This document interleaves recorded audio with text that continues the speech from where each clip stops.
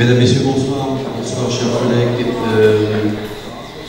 Merci de votre présence pour ce conseil municipal, jeudi 6 juillet 2017. Donc, avant toute chose, je vais demander à ce que un ou une volontaire se propose pour le secrétariat de séance, Madame Marcia Ruida. Et je passe la parole à Madame la directrice générale des services pour l'appel. Bonsoir, messieurs, dames, monsieur, mesdames les élus, monsieur le maire, Christian Raffa, Rosemarie Génaud-Blesdin, Hervé Blanchette, Willa Martial, Jackie Espantero, Marlène Moderne, Mario Marquet, Karine Alexandre Sabin, Hugues Alcindor, René Misaï-Pouscarel, Marie Bragance, Germaine Pierre-Léandre, Thierry Méronis, Nicole Rémire, Séverine Truffert, Raphaël Éloi Blaisès, Michaela Gobalsami Propos, Ali Belchas, Michael Gobalsami, Patricia Trieste, Jeanne Dongard, Ludmila Larade, Roger Limer, Nazaire Carissan, Louis-Édouard Viraille, Brigitte Lupon et Elsine Alamoutou. Donc, après cet appel, je vais vous demander une petite seconde, s'il vous plaît. Je vais chercher un document qui est dossier, je crois.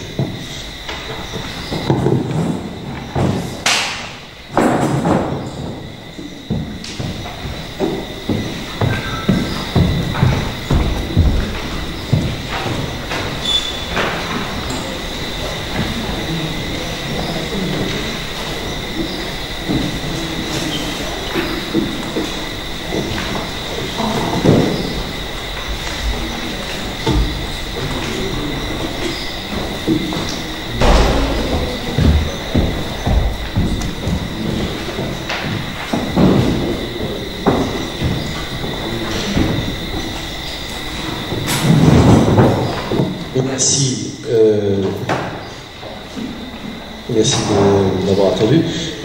Donc, l'ordre du jour de ce conseil municipal du 6 juillet nous amène à aborder les points suivants en administration générale. L'approbation du procès verbal du 29 mai 2017 à 19h, l'approbation du projet de convention nationale de recherche archéologique préventive, l'INRAP.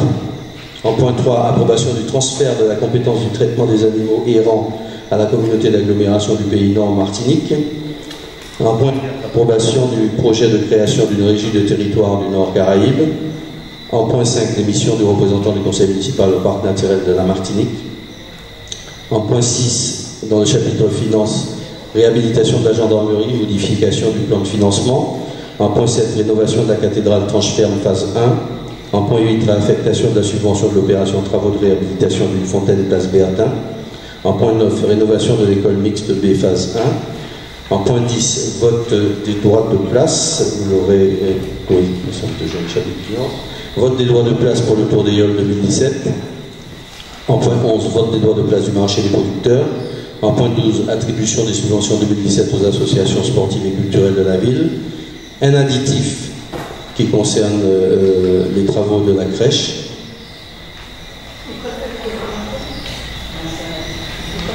D'accord, oui, pardon. Madame la DGS me rappelle que nous devons adopter le principe de l'introduction de cet additif, ce que je vais faire en point numéro 1. C'est ça. Voilà, donc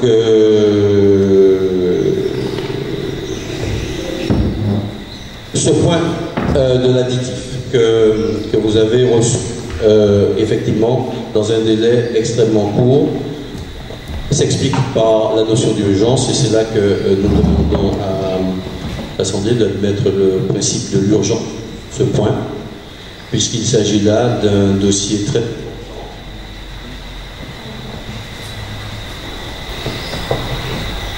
Et nous l'avons introduit suite à l'appel du sénateur Larcher lundi, qui nous a proposé de pouvoir bénéficier d'un financement sur sa réserve parlementaire de 55 000 €. Donc effectivement, c'est un appel qui est tombé à point compte tenu de ce que nous savons de l'état de l'école maternelle et qui m'a amené à réagir tout de suite, à demander au service de réagir très vite de façon à ce qu'on puisse bénéficier de cette enveloppe parlementaire, sachant que le sénateur Larcher ne sera plus sénateur en septembre et que c'était la dernière action possible pour bénéficier de cette enveloppe. Enfin, il a voulu en faire bénéficier la ville de Saint-Pierre. Le sous-préfet interrogé immédiatement dans la foulée m'a confirmé qu'il nous suivait sur cette opération et qu'il allait nous aider à obtenir des fonds d'État. Et il m'a donc confirmer son accord pour que nous puissions inscrire subvention d'État en attendant de lui présenter le dossier, il devrait pouvoir nous appuyer pour obtenir la dotation d'équipement pour les territoires ruraux et d'autres subventions d'État, de façon à compléter l'enveloppe des travaux qui ont été estimés à un peu plus de 200 000 €. Donc grâce au travail des services techniques qui ont très vite réagi pour faire évaluer le problème d'étanchéité sur cette école qui, comme je vous le rappelle, la toiture fuit. Il y a une espèce de réservoir d'eau sur la toiture. Je voudrais rappeler que l'école maternelle a à peu près une cinquantaine d'années, donc un demi-siècle, et elle n'a pas été souvent rénovée. Donc il y a un problème d'étanchéité, il y a un problème d'électricité à mettre aux normes, et il y a un problème de menuiserie, parce qu'il y a des espèces de jalousies en verre qui régulièrement, il y a une persienne une lame qui glisse, qui s'éclate au sol et qui risquait de blesser les enfants. Donc c'est pas la volonté de faire qui nous manquait, c'était juste les finances. Et nous avons voulu réagir sur cette proposition du sénateur Larcher. Donc double urgence, l'urgence d'apporter de la sécurité dans cette école, qu'il y a des conditions de travail meilleures pour le directeur et les professeurs et les enfants, mais aussi l'urgence de pouvoir sauter sur l'occasion de bénéficier de cette somme non négligeable de la réserve parlementaire du sénateur Larcher. C'est pour ça que je vous propose ce soir d'inscrire ce point en urgence à l'ordre du jour de ce conseil municipal.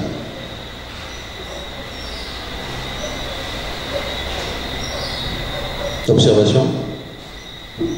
Bien, nous passons donc au vote. Qui vote contre? Qui s'abstient? Adoption à l'unanimité. Donc, adoption à l'unanimité sur le principe d'inclure cette question à l'ordre du jour. Donc,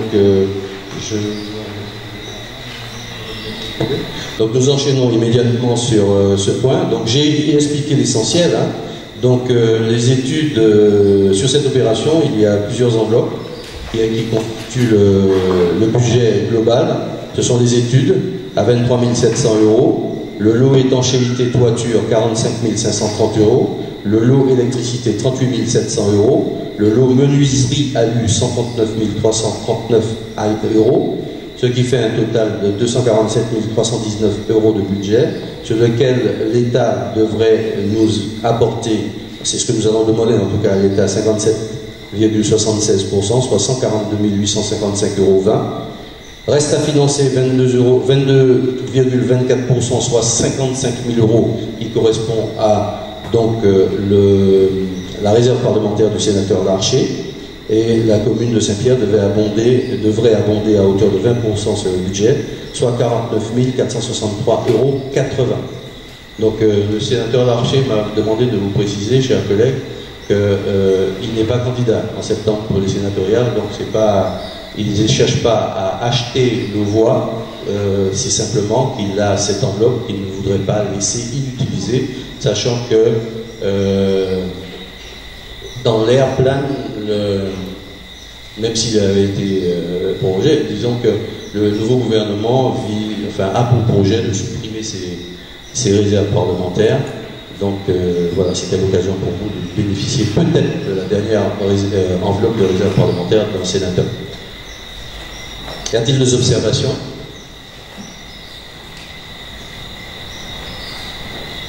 Pas d'observation?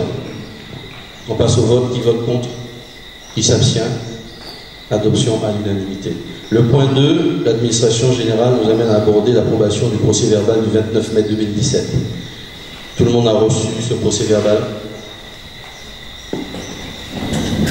Y a-t-il des observations, des demandes d'intervention? Monsieur Marquet.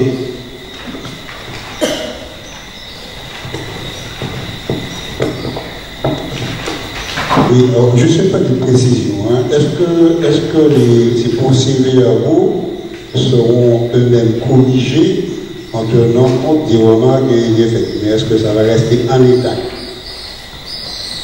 Parce que concernant par exemple le téléphone satellitaire, c'est un procès-verbal qui remonte, je crois, du mois de mars ou d'avril.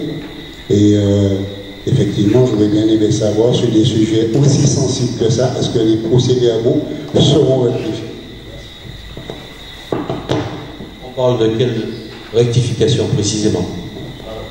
Alors la dernière fois, au dernier conseil municipal, il y a à peu près un mois, j'avais fait deux remarques. La première remarque, c'était concernant le téléphone satellitaire.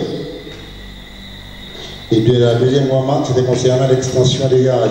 Et il m'a rétorqué que c'était filmé, donc effectivement, on pouvait corriger. Donc je demande que ces corrections, que le film soit regardé, que les corrections soient faites. Le premier point a été rectifié, me semble-t-il. Pardon? Sur les téléphones satellitaires, il s'agissait de quoi exactement? Ben, il suffit de lire, hein. Il suffit de lire, de se rappeler. Je disais qu'effectivement, de mémoire, que c'était effectivement une bonne action, mais qu'il fallait plutôt privilégier l'alerte à ce téléphone satellitaire. Donc, est-ce que le procès-verbal, on peut vérifier? On peut vérifier. Je passe la parole à Madame la DGS. Le premier point. Le deuxième point, je vais répondre. Donc le procès verbal en tant que tel n'est pas modifié. Effectivement, on vous a soumis un document. Vous avez fait vos modifications à la séance qui suit. Ces modifications, par contre, sont intégrées dans le procès verbal de la séance dans laquelle vous avez fait les modifications. Donc ça se suit, tout simplement. Merci. Pour le deuxième point, je maintiens que ce qui avait été dit lors de cette séance à propos des carrières n'avait pas été dit dans la séance du conseil municipal précédente. Donc, j'ai vérifié, parce qu'il fallait le vérifier, je n'ai pas la science infuse, que ce qui n'a pas été dit dans une séance ne peut pas être introduit dans la séance suivante, parce que ça change le contenu du procès verbal de la séance précédente. Sachant que si cette remarque avait été faite dans la séance précédente, elle aurait pu générer un débat et une réponse. Et je m'étonne que cette remarque ait pu être faite sans qu'il aurait été dit simplement que ça ne pouvait pas être la vérité. Donc à partir de là, on ne peut pas modifier a posteriori un débat qui a eu lieu et où personne n'a entendu la remarque qui a été faite. Donc ça, on n'a pas à l'inscrire ni dans le PV précédent, ni dans le débat du jour, étant donné que la question n'est plus à l'ordre du jour. C'est été vérifié par le sous-préfet. Alors, ça, effectivement, je ne demande pas que ce soit modifié après coup. C'est pas ça. Ce que moi je propose, c'est qu'effectivement, puisque tu as regardé et que tu as vérifié que ce n'était pas dit, est-ce que moi, je pourrais le faire aussi? C'est tout ce que je veux. Merci. Mais cet accès est libre sur le site de MNTV. Tout le monde peut le voir. Sur le site internet de la ville, sur la page Facebook de la ville. C'est libre d'accès et il y a beaucoup de gens qui l'ont déjà vu. Et c'est depuis fin 2015 que nous avons choisi de filmer les conseils municipaux pour que justement il n'y ait pas de contradiction sur ce qui est dit et que l'on puisse vérifier, que tout le monde, que la population puisse vérifier ce qui est dit. Voilà. Donc, y a-t-il d'autres remarques? Pas d'observation. Donc nous passons aux voix. Qui vote contre? Qui s'abstient? Adoption à l'unanimité du PV de la réunion du 6 juillet 2000, pardon. Ça c'est le 213 du 29 mai 2017. Deuxième point à l'ordre du jour, approbation du projet de convention avec l'Institut national de recherche archéologique préventive, INRAP. Oui, je passe la parole à Madame Ampigny, directrice générale des services sur ce point. Bien, la ville de Saint-Pierre se veut aujourd'hui être une ville tournée vers l'avenir. Toutefois, les atouts majeurs de son rayonnement national et international se trouvent dans l'étude de son passé. L'un des moyens d'étude de ce passé, donc, est l'archéologie. Ainsi, l'Institut national de recherche archéologique préventive, donc l'INRAP, a proposé à la ville de conventionner afin d'exploiter cette richesse. L'INRAP a pour mission d'assurer sur prescription de l'État la détection et la sauvegarde par l'étude des éléments du patrimoine archéologique sur tout le territoire. Dans ce cadre, l'INRAP réalise l'exploitation scientifique des opérations archéologiques et la valorisation des résultats obtenus. Il concourt ainsi à la diffusion auprès des différents publics des connaissances archéologiques. La convention proposée se situe dans la continuité d'un plan d'action national, éducation artistique et culturelle de l'INRAP, qui s'articule autour de 3 axes: la formation, la médiation en partenariat et enfin la création, diffusion des ressources. Elle a pour objet la préparation et la réalisation d'actions scientifiques, de médiation et de valorisation culturelle tendant à promouvoir l'archéologie préventive. Conscient que ce projet contribuera au développement économique, touristique, culturel et sera une valeur ajoutée à l'attrait scientifique de la ville de Saint-Pierre. Le maire demande donc à son conseil municipal de l'autoriser à signer cette convention telle que proposée en annexe et de l'autoriser à prendre toutes mesures y afférentes.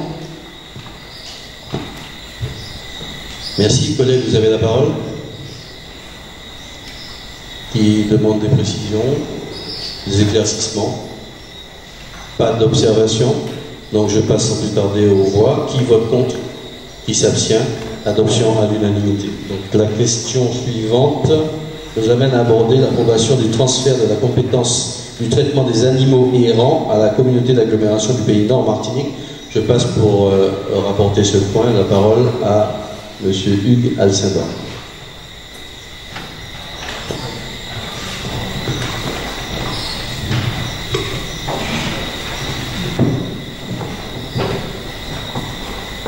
Monsieur le Président des Cap-Nord a sollicité l'ensemble des maires de la communauté d'agglomération par courrier en date du 21 septembre 2016 sur un projet de gestion centralisée des carnivores domestiques errants et divagants en Martinique, initié par la direction de l'alimentation, de l'agriculture et de la forêt, la DAF, et validé par Monsieur le Préfet de la Martinique. Il s'agit de trouver une solution pérenne à la problématique des animaux errants, chiens et chats. Une situation qui est à la fois une préoccupation pour les éleveurs, mais aussi qui constitue un danger potentiel pour les populations. L'État et l'Association de gestion et de protection des animaux de la Martinique ont décidé d'accompagner les communes. L'État, représenté par le ministre de l'Aménagement du Territoire, de la Ruralité et des collectivités territoriales, et le président des Cap-Nord ont signé une convention renouvelable par tacite évolution après évaluation. Cette convention de partenariat ne pourrait réellement aboutir que si tous les maires transfèrent leurs compétences du traitement des animaux errants au président des Cap-Nord. Monsieur le maire demande donc au conseil municipal de se prononcer sur le transfert de la compétence du traitement des animaux errants à Cap-Nord, de l'autoriser à effectuer toute démarche ou signer tout document de nature à exécuter la présente délibération.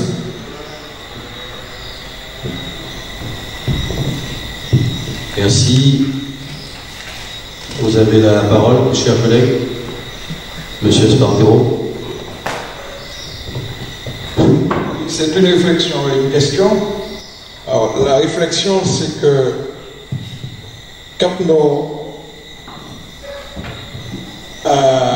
depuis le 1er janvier, un certain nombre, enfin, comment dirais-je, la compétence tourisme, elle a du mal déjà à assurer, à mettre en place cette compétence. On va lui attribuer la compétence canine.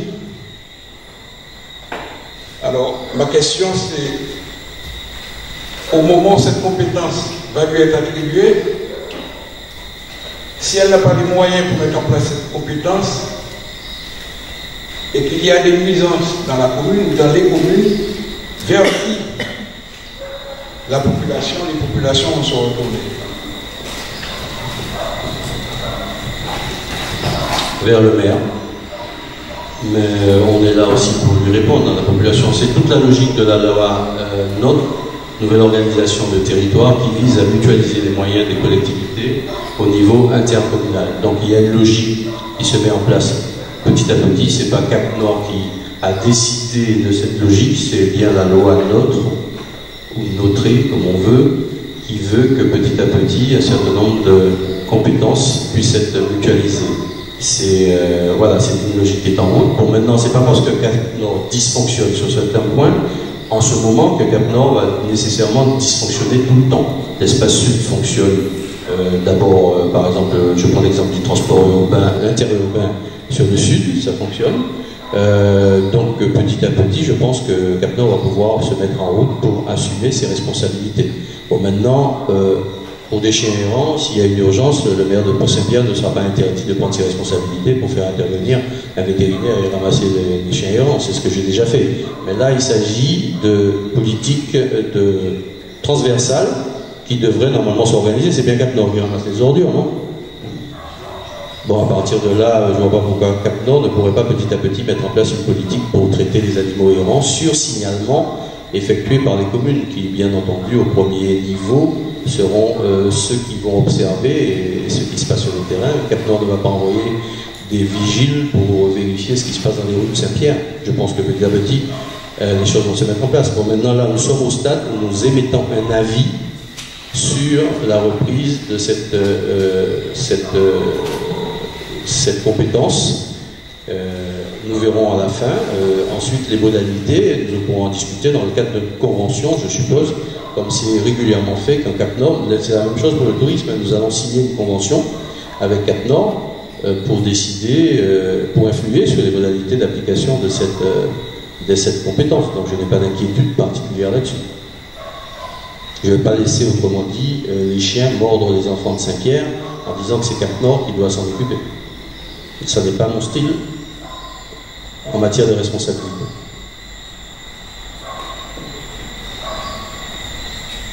Y a-t-il d'autres interventions? Non, donc nous passons au vote. Qui s'abstient? Une abstention. Qui vote pour? Qui vote contre? J'aurais dû commencer par là. Pas de vote contre. Donc, adoption à l'unanimité, moins une abstention. Donc, toujours. Point suivant. Approbation du projet de création d'une régie de territoire du Nord Caraïbe. Donc, les régies, je lis la note de synthèse telle que rédigée, les régies de quartier et de territoire sont des associations qui regroupent en partenariat les collectivités locales, les bailleurs sociaux, donc les OSANAM, SMHLM, CIMA, etc., et habitants, pour intervenir ensemble dans la gestion d'un territoire. Créé en 1981, il existe aujourd'hui en France 139 régies, dont une en Martinique, Fort-de-France, et le Lorrain en cours de constitution, ou de finalisation, au sein du comité national de liaison des régies des quartiers de territoire. Donc il y a une fédération nationale de ces régies de territoire qui s'appelle Comité national de liaison des régies des quartiers de territoire. C'est CNLRQ. La mission principale de la régie est la mise en œuvre d'un projet économique, social et solidaire au service de tous les habitants par la mutualisation des moyens. Les régies de territoire ont un fort intérêt dans les zones rurales, souvent touchées par des situations de vulnérabilité et de précarité sociale, telles que les pénuries d'offres et de solutions au parcours d'insertion, l'isolement, la fragilisation du lien entre générations. L'association Coup de main, intéressée par la création d'une régie de territoire sur le Nord Caraïbe, a souhaité proposer ce projet à la ville. C'est ainsi que 2 réunions d'information ont eu lieu à la mairie de Saint-Pierre, dont celle du 19 octobre 2016, la première qui a regroupé les maires du Carbet, de Bornevert et de Font-Saint-Denis, puisque ces régies ont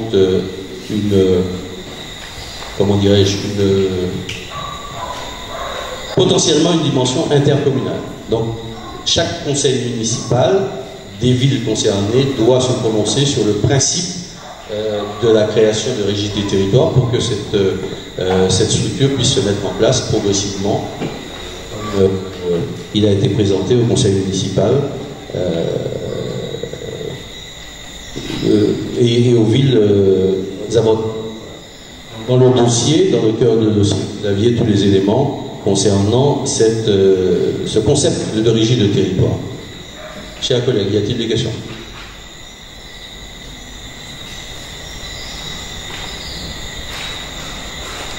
Pas de questions?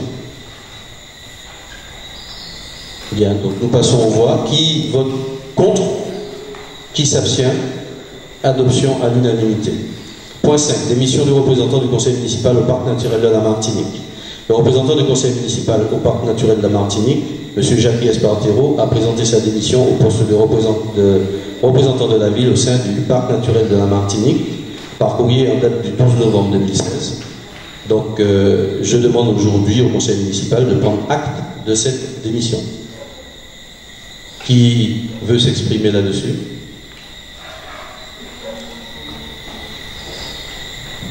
Personne? Nous passons au vote. Qui vote contre? Qui s'abstient? Donc, nous prenons acte à l'unanimité de la démission du représentant du conseil municipal au parc naturel régional.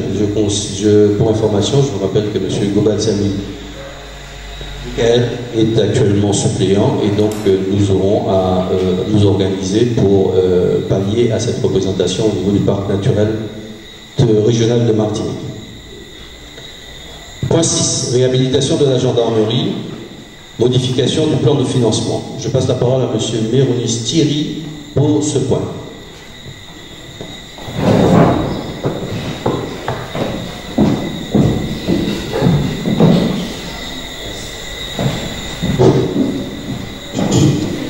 Réhabilitation de la gendarmerie, modification du plan de financement. Le 5 avril 2007 a été déposée une demande de subvention au titre du Fonds de soutien à l'investissement local, le FSI, pour l'opération de rénovation de la gendarmerie selon le plan de financement suivant. La DETR, c'est-à-dire la dotation d'équipement des territoires ruraux, 70%, soit 90 125,56 €.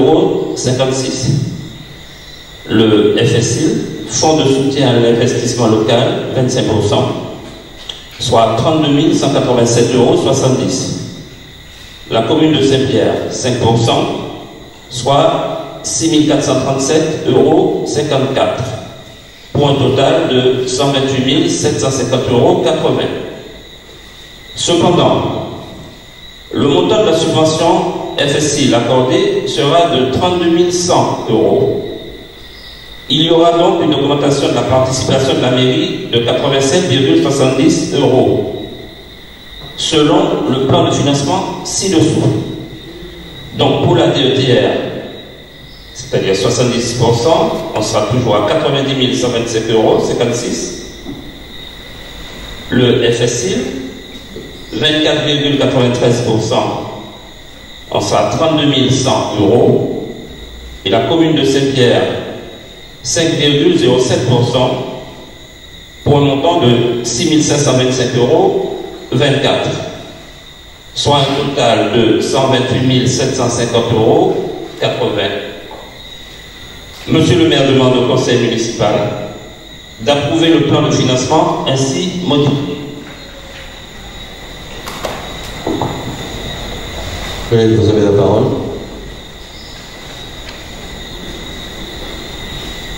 Donc vous l'aurez compris que c'est juste un ajustement administratif, pas tout à fait administratif et financier aussi, puisque le FSIL, c'est le fonds de soutien à l'investissement local, c'est un fonds qui est géré conjointement par l'État et Cap-Nord, et c'est au niveau de Cap-Nord que le FSIL a été attribué à hauteur de 32 100 € au lieu de 32 187,70 €. Bon. Donc à partir de là, on réajuste le plan de financement en mettant 87,70 € de plus sur la participation de la ville. Donc je pense que c'est pas ça qui va aggraver plus la situation qu'elle n'est. Donc c'était juste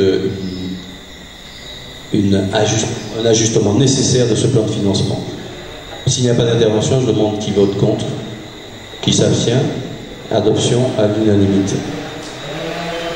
Le point suivant concerne les travaux de rénovation de la cathédrale tranche ferme. Je repasse la parole à M. Méronis. Donc, rénovation de la cathédrale, tranche ferme, phase 1. Le 23 mai 2013, une délibération du conseil municipal a validé le plan de financement suivant de la tranche ferme de l'opération de rénovation de la cathédrale, phase 1. Donc, pour le FEADER, c'est le Fonds européen agricole pour le développement rural, 34,68%, pour un montant de 618 235,77 €.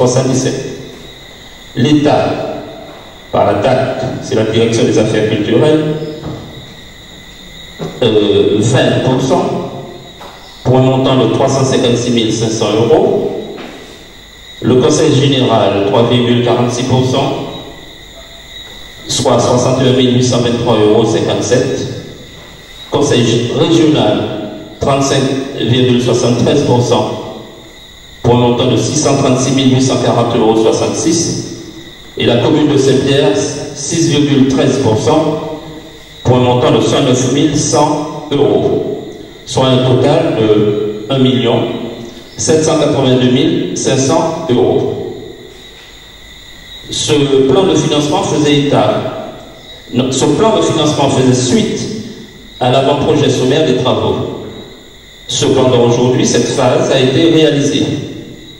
Le coût réel de l'opération est donc connu et s'élève à 1 303 186,12 €, selon le plan de financement qui suit.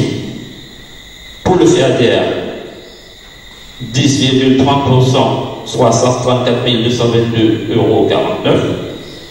Pour le FEDER, c'est le Fonds européen de développement économique régional, 24,38%, soit 317 722,46 €. L'État, par l'intermédiaire de la DAC, la Direction des Affaires culturelles, donc 20%, soit 260 637,22 €. La CTL, 39,19%, soit 510 718,64 €. Quant à la commune de Saint-Pierre, on est à 6,13%, pour un montant de 79 885,31 €, soit un montant total de 1 303 186,12 €. Monsieur le maire demande au conseil municipal d'approuver le plan de financement ainsi proposé. Merci. Monsieur Méronis. Donc là aussi, chers collègues, c'est juste du travail administratif, parce qu'en fait, ça ne change rien à ce qui avait déjà été voté, mais il s'agissait de reconsolider le budget global de cette tranche de rénovation de la cathédrale, la tranche 1. Vous savez qu'elle est terminée depuis bien longtemps, mais pour des raisons de financement européen, nous avions été obligés de scinder la phase 1, tranche 1B. Oui, c'est désagréable.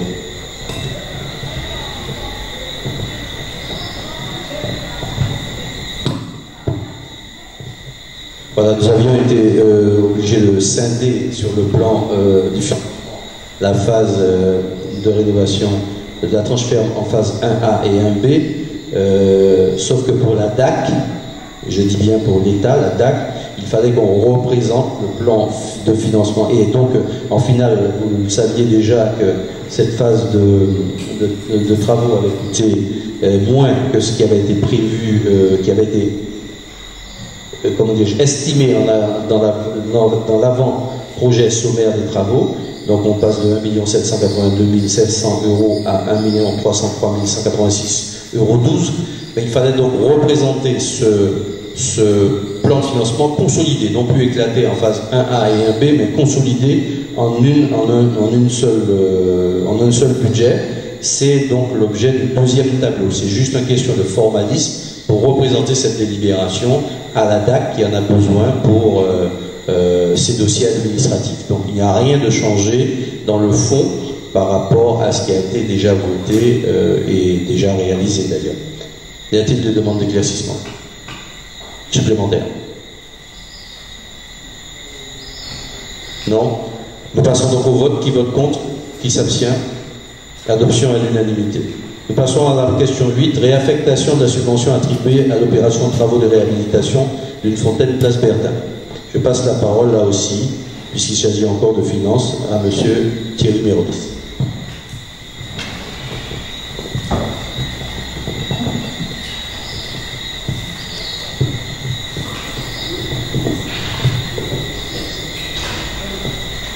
Réaffectation de la subvention attribuée à l'opération travaux de réhabilitation d'une fontaine place Bertin. Le 27 septembre 2016 a été déposé à la collectivité territoriale de Martinique un dossier de demande de subvention au titre du contrat de progrès pour le recrutement d'un ingénieur territorial selon le plan de financement prévisionnel suivant. Donc la CTM 67,12%, soit 29 400 €. Commune de Saint-Pierre, 32,88%, soit 14 400 €, pour un total de 43 800 €. Cependant, la commune a eu la possibilité de recruter un ingénieur principal territorial du 1er février 2016 au 31 mars 2017, ce qui a entraîné un surcoût selon le plan de financement réel suivant. CTM 33,12%, soit 29 400 €. Commune de Saint-Pierre 66,88%, soit 59 372 €, pour un total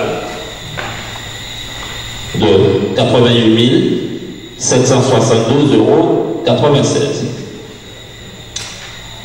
Lors de la réunion de travail du 4 avril 2017 à la CTM, relative au financement au titre de l'ACTC, c'est-à-dire l'aide de la collectivité territoriale aux communes, il a été décidé qu'au lieu d'être annulé, l'opération travaux d'installation d'une fontaine à la place Bertin pouvait faire l'objet d'une réaffectation de 35 000 € d'ACTC de 2013.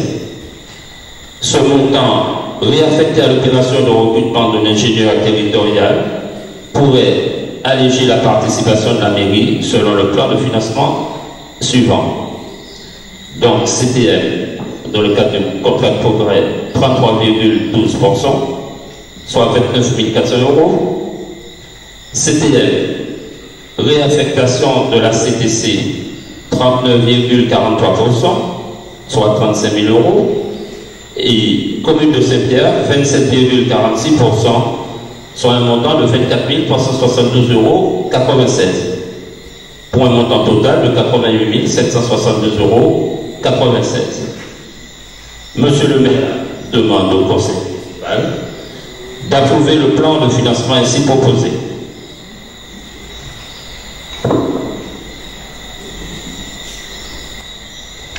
Collègue, vous avez la parole.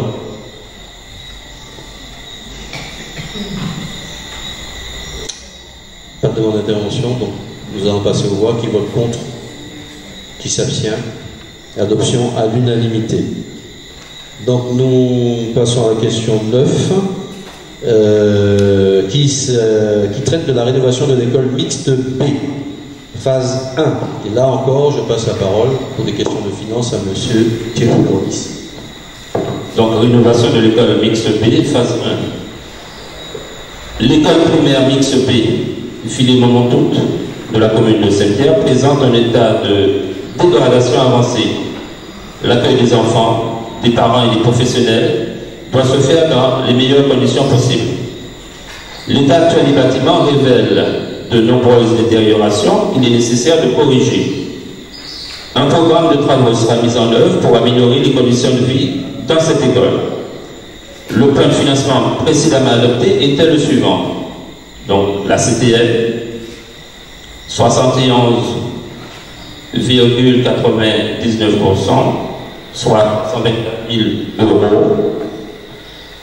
La CTM, toujours dans le cadre du contrat de progrès, 20%, 90 000 euros. Et la commune de Saint-Pierre, 8,01%, soit 36 060 euros. Pour un total de 450 060 euros hors taxe.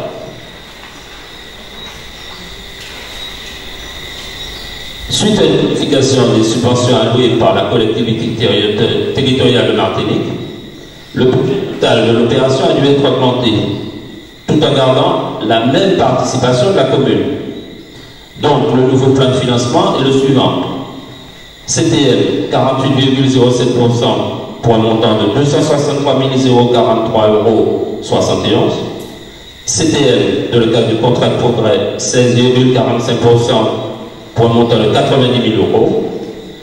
CTM, toujours 28,90%, soit 158 149,65 euros.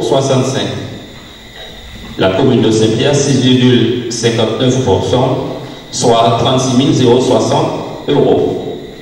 Pour un coût total de 547 253,36 euros. Monsieur le maire demande au conseil municipal d'approuver le plan de financement proposé.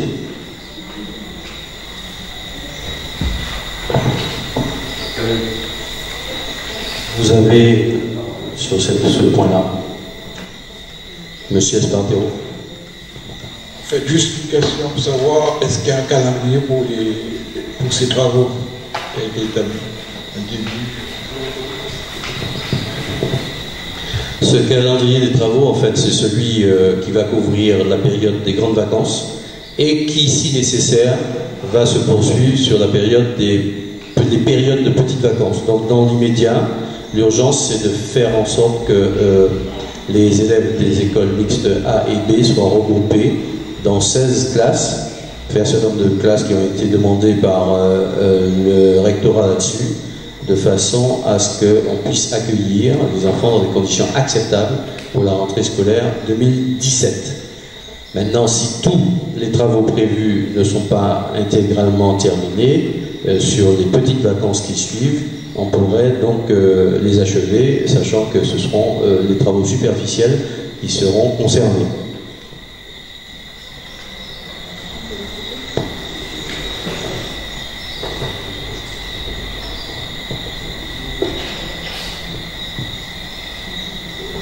Oui, je vais passer la parole à Madame Ampigny pour apporter quelques précisions complémentaires sur le mécanisme de ce regroupement, qui est à la fois c'est d'abord une demande du rectorat, donc de l'État, qui cherche à tenir compte simplement de l'optimisation de ses dépenses, puisque nous avions en tout et pour tout 9 classes réparties sur 2 écoles. Donc je passe la parole à Mme Ampigny pour apporter quelques précisions, et si vous voulez, je peux moi-même apporter des compléments d'information. Oui, donc je précise juste qu'il s'agit de 16 salles qui vont être réparties par la direction, en tout cas de l'établissement. Alors, je ne sais pas si je peux dire déjà qui ce sera, normalement. Il n'y a pas de secret. En tout cas, il y a une nouvelle réglementation dictée par notre nouveau président, M. Macron, à savoir que les territoires en zone prioritaire d'éducation, donc on est concerné à Saint-Pierre, les classes de CP seront en termes d'effectifs, donc on ne parlera plus d'une vingtaine d'enfants par classe, mais bien de 12 à 14 enfants par classe. Voilà, donc c'est pour favoriser effectivement l'apprentissage. Donc voilà, c'est donc un processus de regroupement des établissements qui a été longuement débattu avec les représentants des écoles, les directeurs, les enseignants. Nous avons rencontré la représentation des parents, le comité des parents. Tout le monde a été informé et est d'accord sur le principe. Maintenant, les modalités sont à garantir, et donc nous faisons tout pour que les choses se passent dans de bonnes conditions, sachant que les deniers publics sont de plus en plus rares et qu'il s'agit aussi de mettre les enfants dans de bonnes conditions de travail et dans des conditions harmonisées et uniformisées. Donc, c'est l'objectif que nous tentons d'atteindre, sachant que nous avons, dès le départ, eu le souci de rénovation de cette école par le contrat de progrès qui nous avait été attribué par l'ex-région Martinique. Et d'emblée, nous avions eu une enveloppe de l'ordre de 500 000 euros, 450 ou près de 500 000 euros par l'ex-région. C'est donc à partir de ce budget déjà disponible que nous avons pris la décision d'aller plus loin à la demande du rectorat et de nous organiser pour regrouper les écoles en une seule, de façon à optimiser toute l'éducation des enfants par la même. Y a-t-il des questions? Des demandes de précision? Nous passons donc aux voix. Qui vote contre? Qui s'abstient? Adoption à l'unanimité. Nous continuons dans le chapitre finances avec la fixation des droits de place des marchands ambulants pour le 6e tour des Yoles Rondes. Je repasse la parole à M. Bérodis.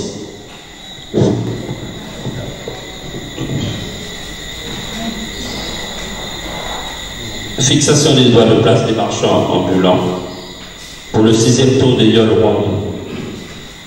Monsieur le maire propose de revoir les taxes pour les marchands ambulants, SNAP et pacotilleurs de tour des Yoles 2017 à Saint-Pierre, en les alignant sur les tarifs pratiqués dans toutes les autres villes recevant une étape de tour. Par ailleurs, je dois vous informer que contrairement aux informations que vous avez eues, et avec une concertation avec monsieur le maire, les tarifs ont donc été revus. Donc, il se propose de les fixer comme suit. 500 € pour les échoppes qui font 5 mètres par 5 mètres. 300 € pour les snacks. Et 100 € pour les paquetilleuses et petites marchandes.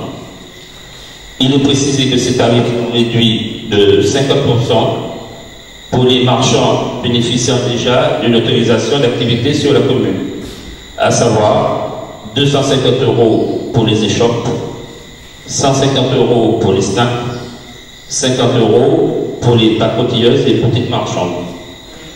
Monsieur le maire demande donc au conseil municipal d'approuver les tarifs proposés.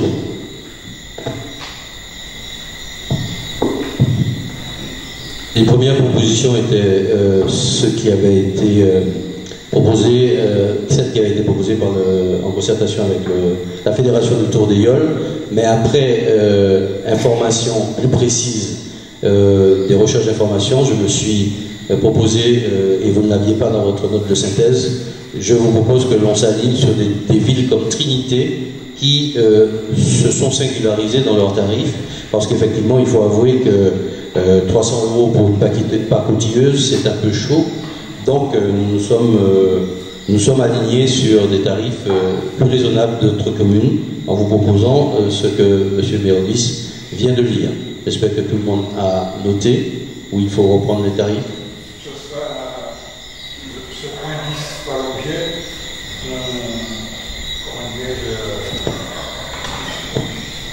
ce point 10 fera l'objet de rectificatif. Nous sommes là, nous avons une note de synthèse en main. Le procès-verbal mentionnera ce qui a été adopté ce soir et ce qui fera foi auprès du contrôle de légalité. Donc c'est bien notre décision de ce soir qui sera transcrit dans le procès-verbal.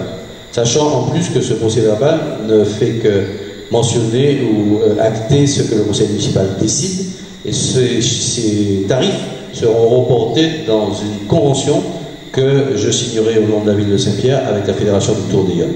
Parce que c'est la Fédération du Tour des Yoles qui va percevoir ces sommes auprès des commerçants. Donc on ne tient pas compte, si vous le décidez ainsi, de ce qui est écrit dans les notes de synthèse. Oui, et donc ce sera votre décision ce soir qui fera l'objet de la délibération qui sera transmise en préfecture. Voilà. Donc je répète le principe de 500 € pour les échoppes de 25 mètres carrés, 300 € pour les snacks, 100 € pour les pacotilleuses et petites marchandes, et des tarifs réduits de 50% pour les échoppes, tous les commerçants qui sont enregistrés déjà dans la commune. Pas d'observation? Nous passons donc au vote. Qui vote contre? Qui s'abstient? Adoption à l'unanimité. Nous étions donc nous passons donc au point 11, et il s'agit encore de finances, donc je sollicite encore M. Thierry Méronis. Fixation des droits de place du marché des producteurs. En vue de la mise en place du marché des producteurs voté lors du dernier conseil municipal, Monsieur le maire propose de fixer la taxe communale comme suit. Tarif adhérent 8 €, tarif non adhérent 30 € au lieu des 10 € précédemment annoncés. Monsieur le maire demande donc au conseil municipal d'approuver les tarifs ainsi proposés.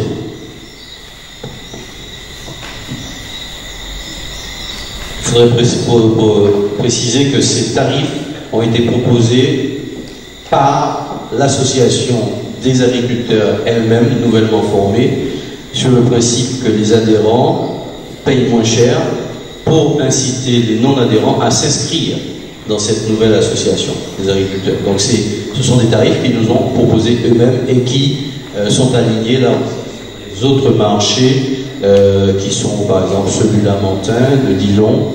Et donc voilà, ils nous ont proposé d'adopter ces tarifs-là par le conseil municipal.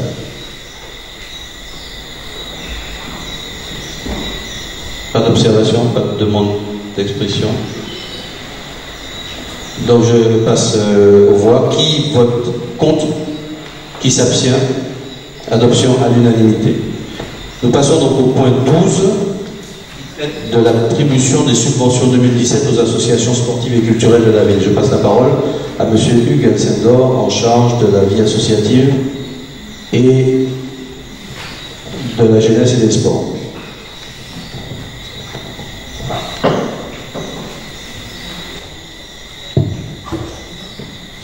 Les associations, par l'organisation régulière des manifestations, participent largement au dynamisme de la ville de Saint-Pierre. Le montant des subventions allouées est le résultat d'un travail d'analyse réalisé à partir des dossiers rendus par les associations et des échanges directs sur les projets et d'animation qui développent sur la ville. C'est ainsi que M. le maire propose de répartir les subventions aux associations de la manière suivante. ASSO, 18 700 €. Cacao, 1100 €. Toute saison, 1000 €. Club de judo, 800 €. Chiboukéra, 300 €. Les Amis, 300 €. Savannah Savita, 1000 €. Nuit Ardente, 1000 €. Jeunesse Saint-Pierre, 500 €. Renaissance, 600 €. Madine Equitable, 600 €. Payot Nord, 600 €. Génération Mouvement, 400 €. Comité Carnaval Culturel, 500 €. Évolution de la relation, 300 €. APM 1902, 400 €, pour un total de 27 900 €. Si M. le maire me permet, pour apporter plus de précision, au sujet de l'augmentation de la subvention de l'ASSO, comme on l'a remarqué, une augmentation de 500 € dédiée aux vétérans qui sont rattachés au club de l'ASSO. Donc c'est pour cela qu'on a augmenté l'ASSO de 500 € dans cette partie-là réservée pour la section des vétérans. Et pour le club police de Saint-Pierre ne figure pas, pour la simple et bonne raison que cette association, par rapport aux manifestations qu'il propose, a été labellisée par Cap-Nombre, donc qui entre dans le cadre du Maître Saint-Pierre. Voilà. Vous avez la parole.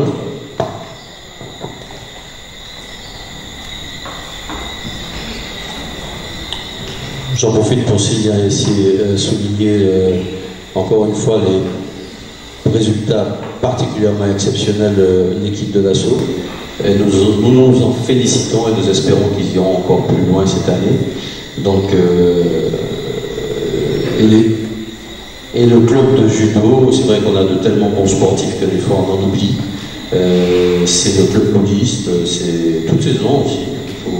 Ça c'est pour les sports, mais aussi l'association Sarana Savita qui...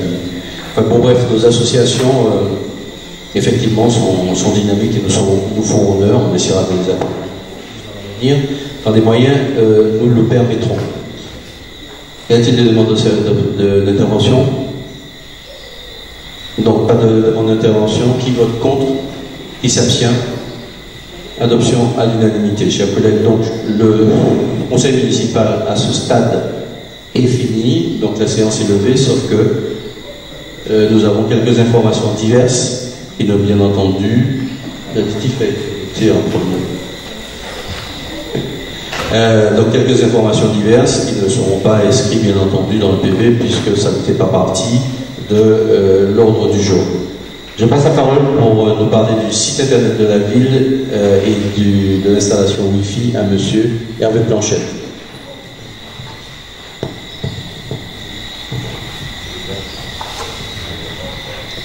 Bonsoir. Deux informations pour Saint-Pierre. C'est que la ville de Saint-Pierre, depuis avant un an, n'avait pas de site internet. Et nous avons mis en place ce site internet avec Localio.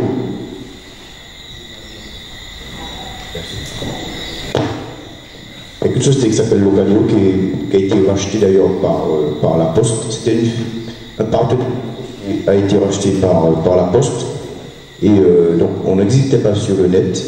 Et depuis le début du mois d'avril, donc en un an et 2 mois, le site de la ville de Saint-Pierre, quand on tape sur les moteurs de recherche Saint-Pierre, ce site est, après les grands sites comme Wikipédia, est devenu deuxième dans les moteurs de recherche en moins d'1 an, ce qui veut dire que Saint-Pierre est regardé de partout et Saint-Pierre est consulté de partout. Et le service est assez il reçoit pas mal de demandes d'extraits d'actes de naissance de petits rotins qui sont un peu partout aux États-Unis, sur le sol de la métropole. On a reçu des demandes de Tahiti, un peu partout à travers le site internet. Donc c'est un site qui est très regardé, très consulté. Tout comme la page Facebook de la ville également, qui a déjà atteint plus de 3000 likes, enfin 3000 adhésions si vous voulez. Donc c'est un site qui est aussi très regardé.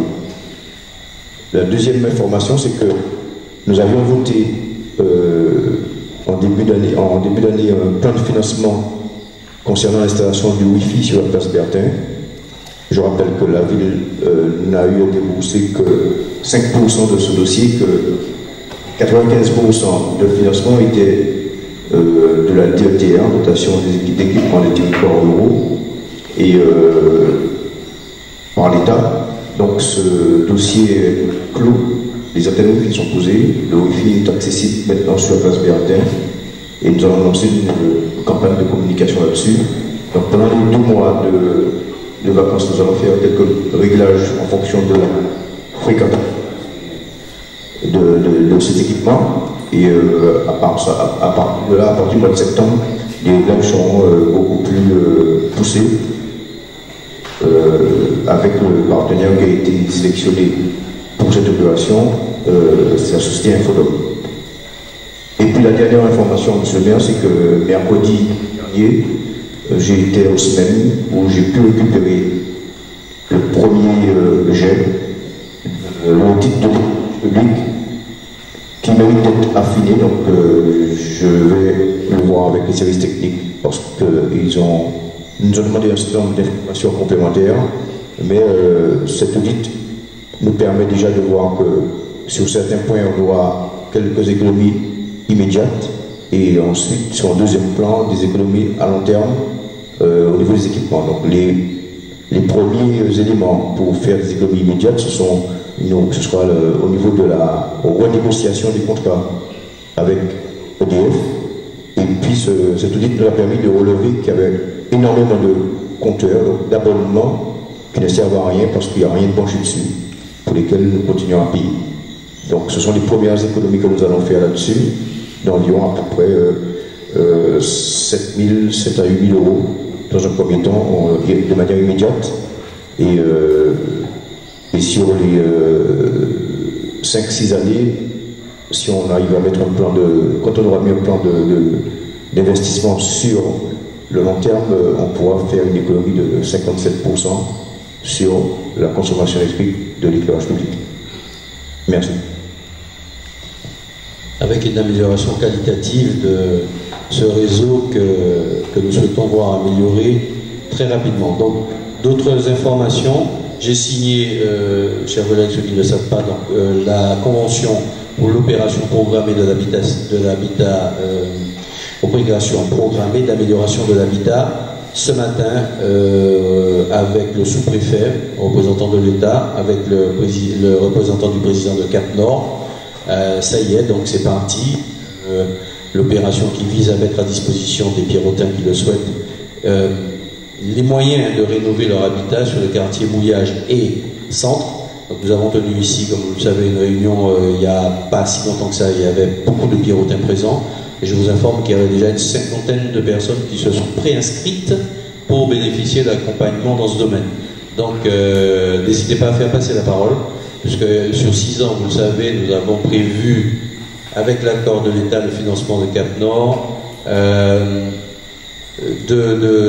Notre site serait un peu plus de 200 maisons à trouver dans Saint-Pierre, donc des personnes qui habitent leur maison, qui est dégradée, qui ont des problèmes d'électricité avec une amélioration de ce qu'on appelle la précarité énergétique et un accompagnement par EDF qui est prévu, et le SMEM, mais aussi des personnes qui peuvent, sur des maisons fermées, il y a un peu plus de 560 maisons fermées à Saint-Pierre, qui pourraient, par leurs propriétaires, bénéficier, présents à Saint-Pierre ou habitent Sainte-Anne ou Paris, bénéficier d'un accompagnement pour la rénovation de ces habitations, qui pourraient être mises sur le marché de la location pour des personnes qui souhaitent rester dans le bourg, et ce seront, par des conventions qui seront signées avec l'État, obligatoirement des loyers modérés.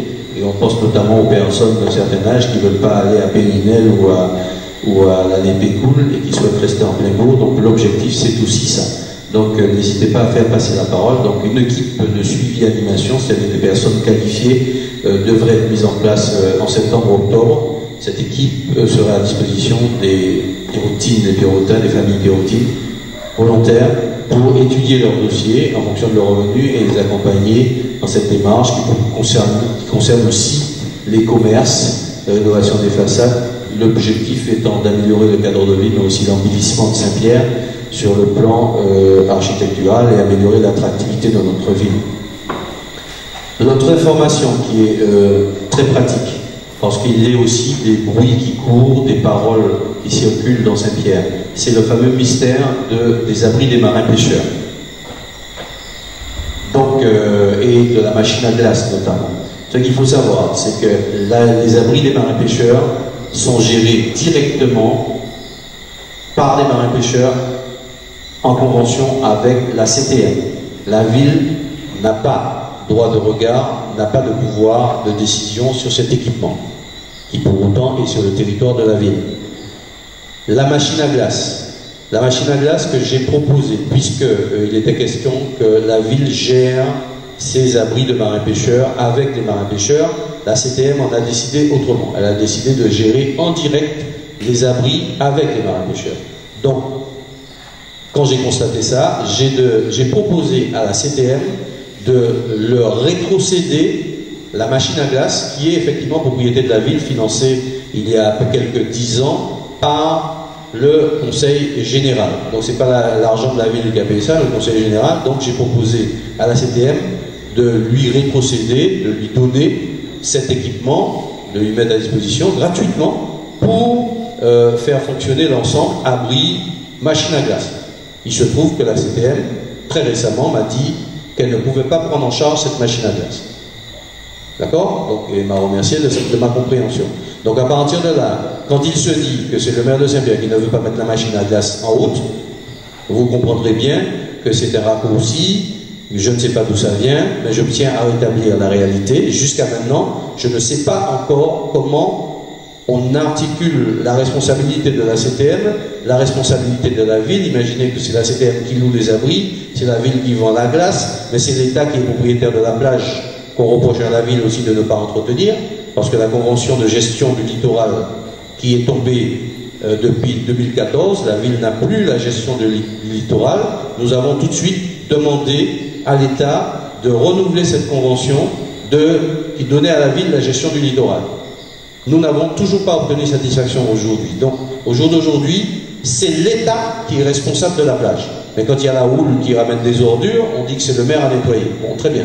Mais il faut que vous sachiez la réalité des choses. Donc, je résume. La CTM est responsable des abris, est propriétaire des abris.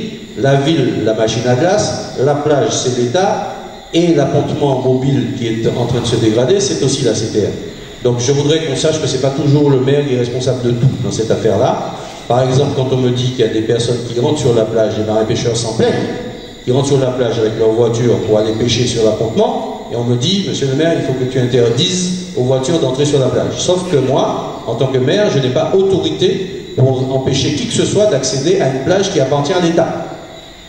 Donc à partir de là, sachez que je n'ai pas l'habitude de fuir mes responsabilités, mais j'ai sollicité le sous-préfet pour que nous puissions organiser une réunion tripartite, sous-préfecture, CTM, ville, pour clarifier tout ça.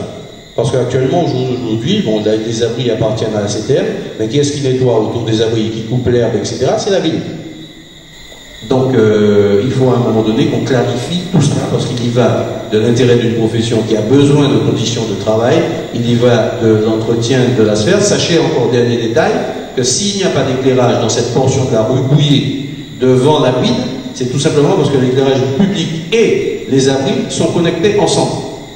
Ce qui fait que là aussi, il faut clarifier, si je peux me permettre, les choses, c'est-à-dire débrancher l'éclairage public de la pile pour pouvoir éclairer les trottoirs. Si les trottoirs ne sont pas éclairés, c'est parce que là aussi, il y a une espèce d'embrouillamini qu'il nous faut clarifier. Donc cette réunion-là devrait servir à tout ça. Et dernier petit détail, là aussi, sur l'éclairage des abîmes et l'eau qui alimente ces abîmes, eh c'est la ville qui paye. Donc il faudra aussi qu'on sache qui est propriétaire des compteurs et que chaque personne paye sa part. Donc c'est tout ça que nous avons à gérer et qui va faire l'objet d'une réunion pour organiser tout ça avec l'État et la CTM. Très prochainement, le sous-préfet m'a déjà donné son accord là-dessus. Je vais passer la parole à M. Hugues Alcindor pour ne pas la monopoliser, pour vous donner quelques informations et je vous donnerai une dernière information après.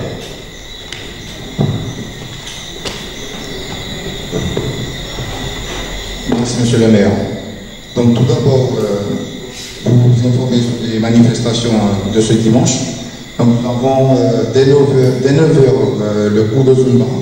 Donc, l'objectif est justement de faire connaître la population de cette activité avec Cynthia Béatrix. C'est une activité assez. C'est à la portée de tous. Hein. C'est un moment de convivialité tout en dépensant physiquement. Moi, j'y participerai. Je vous invite tous à y venir. Mes nièces m'ont demandé de les accompagner, donc j'y ai avec elles. Déjà faire du sport et aussi passer de bons moments avec tout le monde dans ce cours de Zumba. Donc, si par la suite la population adhère et est demandeuse, donc cette activité serait à pérenniser par la suite. Nous avons ensuite à 10h une course de motonautisme au niveau du saut nautique avec un chéri mignon, avec l'association Échappée sous la mer qui propose une course de jet ski au niveau de la rade.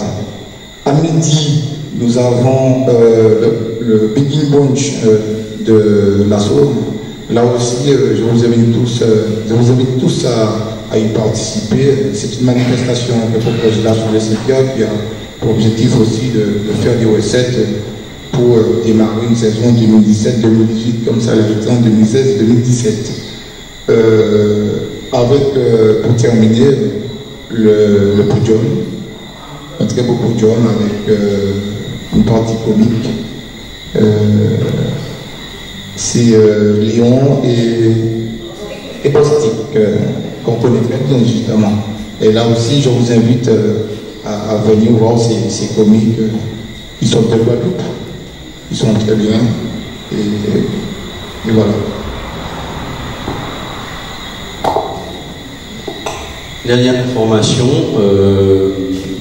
la semaine prochaine, a priori, sauf s'il y a un très mauvais temps et un cyclone qui passe, vous êtes invités à assister à l'inauguration de la piste d'éducation routière. Enfin, l'ouverture ou la réouverture, je ne sais pas, c'est un équipement qui se trouve, comme vous le savez, au niveau de Point Mat, au niveau de la rivière Terre. Donc, là où était le restaurant Gauguin, pas Gauguin, Guérin, pardon, il y a quelque temps, donc après vos séjours. Donc,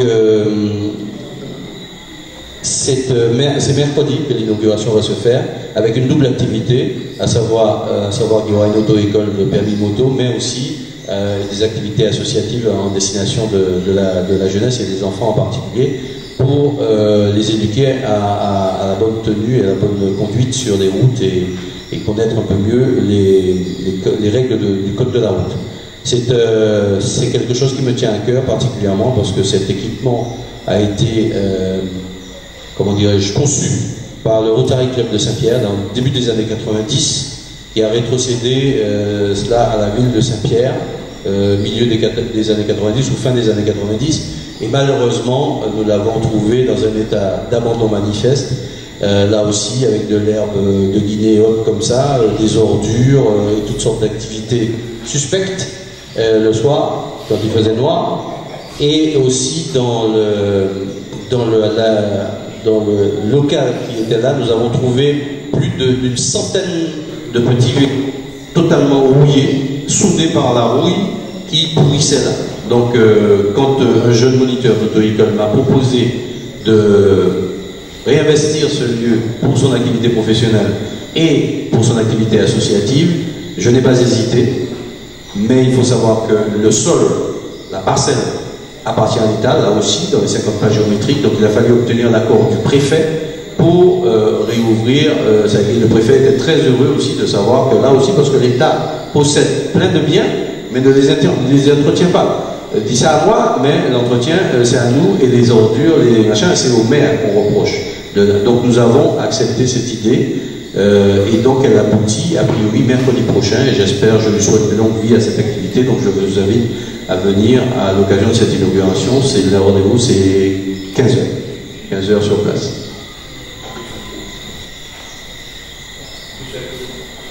En plus, c'est un Pierrotin, mais c'est d'abord un Pierrotin.